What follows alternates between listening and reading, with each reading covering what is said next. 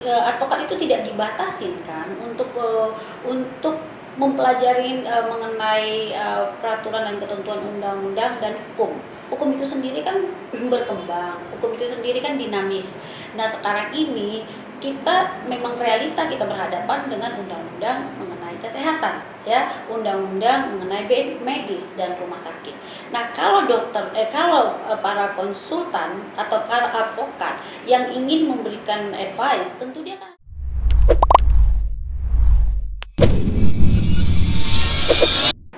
Halo, kembali lagi kita di podcast Hukum ID. Sekarang ini saya lagi bersama dengan kakak saya, Kak Mary Girsang, the one and only, yang fenomenal, kadang-kadang bikin statement yang gempar, tapi kali ini kita ngobrol yang soft-soft aja ya Kak ya. Karena kan dunia medis dan kesehatan kan yang soft dan penuh kedamaian, kecuali di utik ya. Betul. Apa kabar Kak? Kabar baik. Udah mulai ini ya, kemarin kakak ikut ujian dari PKHMK ya? Betul, dan sudah lulus. Dan sudah lulus ya, sudah jadi anggota PKHMK.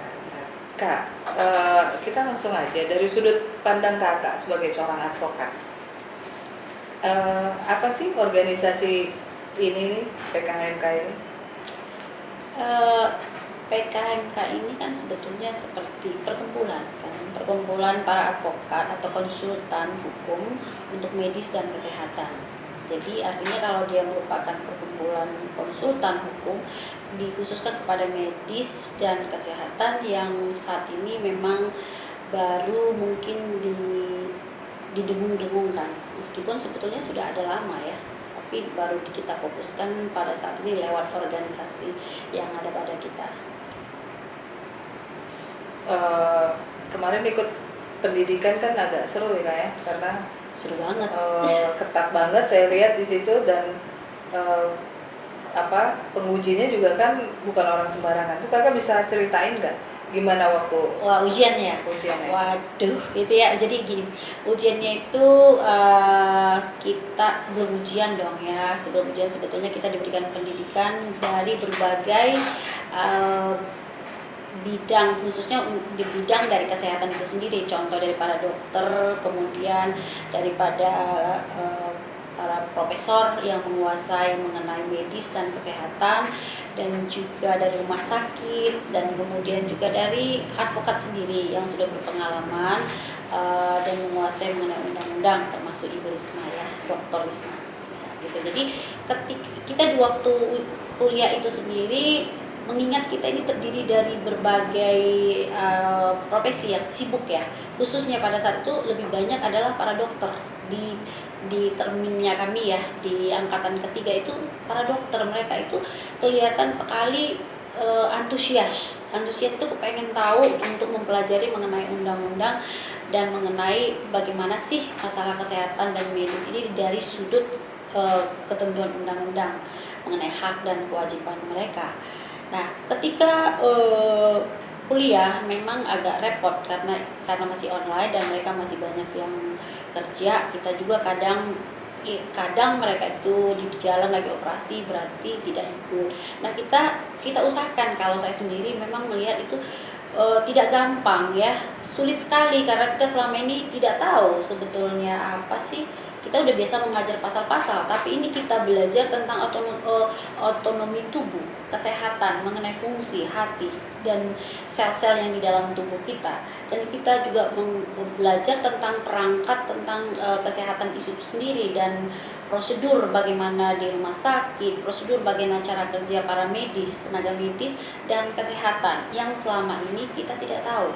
Jadi menurut saya itu menarik, dan ketika tiba ujian itu juga buat kita sulit sekali karena memang ada ujian tertulis yang soalnya itu ada 100 soal dan kita diminta untuk belajar itu selama 3 minggu itu ya, terus menerus setiap hari sampai kadang-kadang sampai jam 10 malam.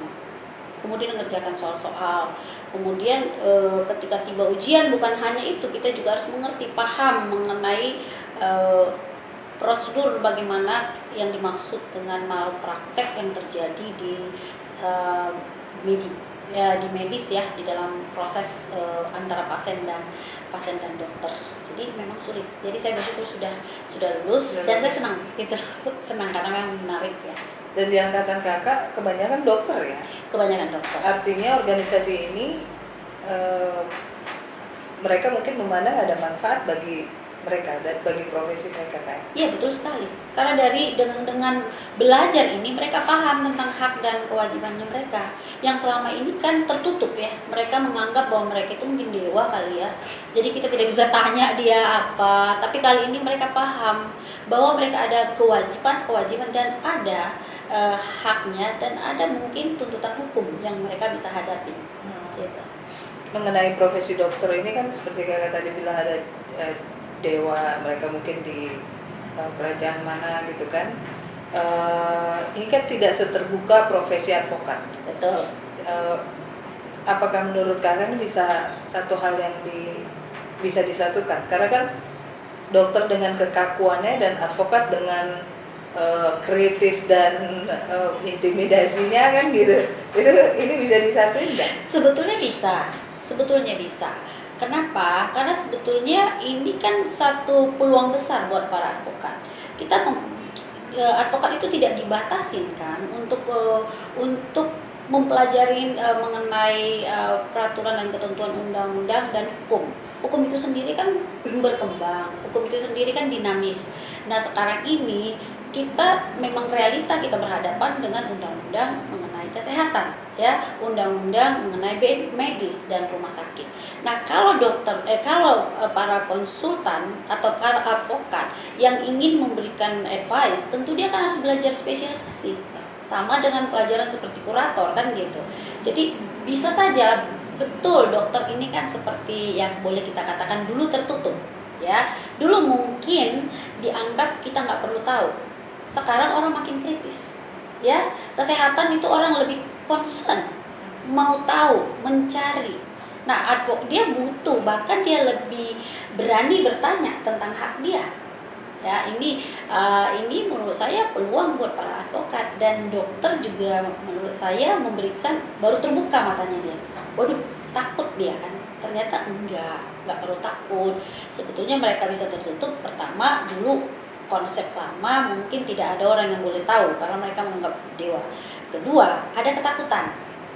Ya. Berhubungan dengan lawyer atau advokat itu ngeri nih, masuk penjara nih kita. Kan gitu, pasti kita salah. Padahal kan mereka itu mulia, tujuannya untuk membantu ya. Nah, jadi saya pikir bisa disatukan ya. Disatukan gitu loh. Kedepannya mungkin hanya mungkin publikasinya, terus publikasi, terus kemudian pemahaman terhadap lapangan pekerjaan baru. Lapangan pekerjaan baru maksudnya? Lapangan pekerjaan baru dong buat advokat. Iya kan? Jadi lebih ke spesialisasi ya? Spesialisasi, new knowledge kan? Gitu loh, jadi bisa. Jadi kakak optimis bisa ya disatukan ya? Optimis sekali dan kita memang kayak yin yang gitu ya? Ya, yin yang Gak tau ya, yang mana yang yin? Mana yin, yang mana yang ya? Kak, di Indonesia kan kakak melihat banyak banget regulasi atau peraturan yang berkaitan dengan hukum medis. Mungkin di waktu pendidikan kemarin di UNKIT itu kan. Nah, menurut kakak apa yang perlu diperbaiki atau apa yang perlu kita reduce ya untuk supaya bisa diterima oleh stakeholder atau shareholder? Nah, kalau stakeholder itu kan sebetulnya ada dua ya, masyarakat ya, kemudian pencari keadilan dan juga masyarakat yang mempergunakan jasa daripada para dokter dan dokter itu sendiri tentang haknya dia ya dan kewajibannya dia. Nah, betul sebetulnya banyak undang-undang, tetapi kan bisa kalau dalam kenyataan setelah kita lihat ini tidak banyak. Itu jelas ada aturannya. Mengerucut ya? Iya, semakin lama semakin mengerucut kok. Namanya spesialisasi. Seperti undang-undang kepailitan kan cuma satu undang-undang. Tetapi itu nanti bisa berkembang kepada hukum perdata dan hukum pidana. Jadi undang-undang yang ada di negara kita bisa bersinggungan. Jadi itu sih sebetulnya tidak terlalu luas. Bisa sekarang ini makin mengkerucut. Itu makanya disebut dengan spesialisasi. Kak, ini kita keluar dari track dari PKHMK. PKHMK ya. Mengenai otopsi Brigadir J. Ya. Kan hasil otopsi kan berbeda nih dikit. Betul. Dengan otopsi yang pertama tuh. Betul. Kakak melihatnya gimana sih, ini apa yang lagi sinetron apa lagi nih yang di ini sama Mabes Polri ini atau gimana? Ya, kalau kita melihat ini sebetulnya memang tidak perlu seperti itu kan, tapi memang sekarang kita dipertontonkan, ya dipertontonkan bagaimana para penegak hukum itu, bahkan medis itu juga harus berlaku keterbukaan dan kemudian profesionalisme. Nah, kita sebetulnya percaya ya jika dokter itu melakukan pekerjaan ya di bawah sumpah. Artinya dia memang akan melakukan yang terbaik. Nah, dalam kasus J ini sebetulnya ini sudah masuk politis ya. Sudah sulit. Kalau sudah masuk politis, apapun dari kita lihat dari awal tidak ada keterbukaan. Ya, pertama buru-buru, terus kita tidak ada hasilnya itu kan mestinya biasa otopsi itu adalah pihak keluarga kan yang meminta karena dia merasa ada kecurigaan. Ya, ini kan tidak. Nah, kemudian dokter yang melakukan ini, dia tentu melakukan pekerjaannya apabila dilakukan secara terburu-buru atas request, ya kan? Tentu ada something kan. Dia pasti akan lakukan, tapi dia lakukan dengan baik. Nah, disinilah hati nurani dan profesionalisme seorang dokter ditantang. Ya, kedua, kalau ditanyakan ada perbedaan, yang kedua juga demikian. Nah, ini kan keluarga yang meminta, tapi kenyataan hasilnya itu seorang dokter ya mengumumkan di publik tanpa memberitahukan kepada keluarga lewat kuasa hukum. Nah, saya juga melihat kalau dalam hal ini hasilnya sendiri atau cara kerja mereka menurut saya itu kan lebih tertutup ya. Kita kan nggak tahu. Saya tidak tahu bagaimana cara kerja mereka. Tetapi ketika kita bicara tentang kasus ini kan sudah didengung-dengungkan keterbukaan. Untuk apa yang kedua? Kan harus terbuka. Nah, ini sih. Jadi kalau dibilang dokter, bagaimana menurut saya dokternya? Ya, dokter itu sudah ada undang-undangnya kok. Dia harus bekerja sesuai dengan ketentuan undang-undang dan ada ancaman hukuman buat dia. Kalau ternyata nanti apa yang dilakukannya itu tidak sesuai dengan undang-undang. Gitu. Dan harusnya PKHMK hadir ya di sini ya. Nah, kalau kita melihat dari sudut kemanusiaan dan profesionalisme ya bisa saja menurut saya di sini ada kesempatan buat PKHMK untuk membantu. Kita bicara tadi itu ada secara politis kan. Kita bisa memberikan bantuan dukungan kepada dokter tersebut apabila dia di dalam tekanan, ya kan? Tentu kita akan mendampingi. Ya, kita bisa mendampingi sehingga apa yang dilakukan itu sejalan dengan ketentuan undang-undang. Jadi dia bisa terbebas kan gitu. Jadi tidak ada rasa takut. Kalaupun sempat terjadi ya ada hal-hal yang kita tidak inginkan atau tidak diterima masyarakat, paling tidak dia ada yang mendampingi gitu loh. Kenapa dia melakukan tersebut gitu. Nah, jadi saya dari segi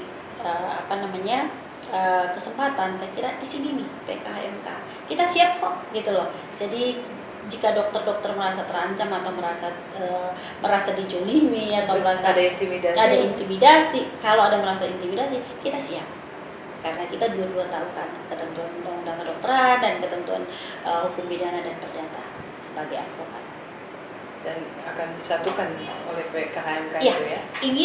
Inilah tugas dari PKHMK dan inilah keunikan PKHMK, ini visi misi kita gitu loh. Jadi setiap orang antara dokter, pasien itu tahu hak dan kewajibannya dalam menjalankan fungsi masing-masing. Harapan kakak ke depan itu apa kak terkait PKHMK ini? Harapan saya PKHMK ini ke depan ini kalau boleh lebih dikonkretkan dalam satu ketentuan undang-undang. Jadi merupakan ketentuan undang-undang yang sendiri, tapi dalam proses peradilannya itu sendiri mungkin udah dengar kemarin ya, kita mencoba untuk melewat ketua kita atau kita untuk audiensi ke DPR ya, agar Sudah kan balik? sudah kebalik ya itu. Jadi kita mau mendorong ini. Itu satu, ya mendorong sehingga terjadi nanti ada ketentuan sendiri dan peradilan tersendiri. Ya, tujuannya supaya kita lebih fokus. Kedua, kalau bisa untuk ketentuan atau pendidikan itu kepada dokter-dokter melalui universitas-universitas, mestinya sudah diajarkan gitu loh. Kalau boleh kami bisa masuk dalam program, dan ini akan kami dorong. Program-program pendidikan ini yang seperti kita dapatkan itu sudah dimasukin di dalam universitas-universitas. Kedepannya ini sudah beberapa universitas sebetulnya sudah memanggil kita. Itu harus. Ya. Sudah ya? Sudah mulai ya? Sudah mulai. Ya, jadi kita tinggal menyempurnakan program kita. Apa sih, bagaimana program daripada PKHMK itu bisa dimasukkan di dalam pendidikan di kedokteran. Jadi jadi para dokter mempunyai bekal pertama kali nih supaya dia tahu mengenai ketentuan undang-undang, sehingga ketika dia bekerja dia tahu hak dan kewajibannya. Kalau sudah masuk ke akademik berarti ketua umum harus gendong 2 genset ini, karena kan dia kan manusia nggak pernah capek ya. Power banknya habis ganti genset jadi gitu kan. Dia gendong 2 genset sekarang berarti. Betul. Nah, itulah fungsinya kita ini kan gitu ya. Saya sebetulnya diminta supaya selesaikan untuk S3 untuk mengajar di universitas. Nantinya kalau kita jadi minta untuk mengajar di sana gitu ya. Dan saya pikir ya itu suatu peluang dan akan kita realisasikan secepatnya karena memang dibutuhkan sekali. Dan kita mau seluruh masyarakat itu tahu, seluruh dokter itu tahu, mahasiswa kedokteran tahu. Jangan nanti setelah bermasalah baru dia kaget kan gitu ya, timbul masalah. Dan ini juga buat dia bekal ilmu kan, dan satu skill buat dia. Dia tidak takut lagi ketika melakukan tugas-tugasnya. Ada sikap kehati-hatian dan profesionalisme. Apa yang mau kakak sampaikan untuk PKHMK? Untuk PKHMK kita itu harus mulai lebih giat untuk menyatukan seluruh kepengurusan anggota dan juga membuat struktur yang lebih baik, dan kemudian kita mulai melakukan audiensi dan membuat publikasi. Ini loh, kita memperkenalkan lebih banyak kepada masyarakat bahwa PKHMK itu sangat berguna bagi masyarakat dan ke dunia medis. Oke. Jadi banyak ya yang kita dapat ya dari Kak Mary tadi, termasuk nanti mungkin yang nonton ini para dokter-dokter kan, jadi jangan takut, lawyer bukan serigala. Betul. Dokter itu adalah lawyer itu adalah partner kita. Partner ya. Iya. Bukan yang ahli intimidasi dia jadi takut gitu ya. Ya, oke. Terima kasih. Selamat sore. Selamat sore.